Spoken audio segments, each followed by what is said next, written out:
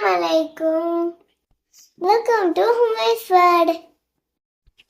இன்றைக்கி மீன் குழம்பு எப்படி செய்யலாம் பார்ப்போம். அதுக்கு வந்து ஃபஸ்ட்டு பூண்டு, வெங்காயம், தக்காளி, பச்சை மிளகாலாம் தட்டி வச்சிங்க. அதிலே வெண்டைக்காயும் கட் பண்ணி வச்சிங்க. கருவேப்பிலையை அதிலே போட்டு ஒரு தனியாக எடுத்து வச்சிங்க.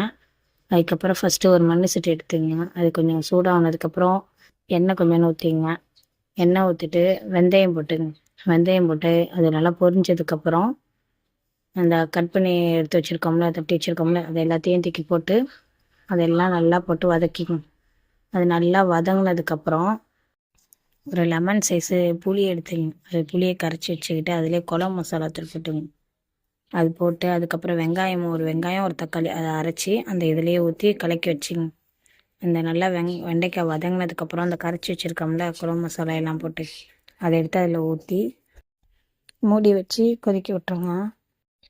அது நல்லா கொதித்ததுக்கப்புறம் அதில் மீன் போட்டு மூடி வச்சு ஒரு கொதி விட்டு இறங்கினா நல்லா டேஸ்ட்டான மீன் குழம்பு ரெடி.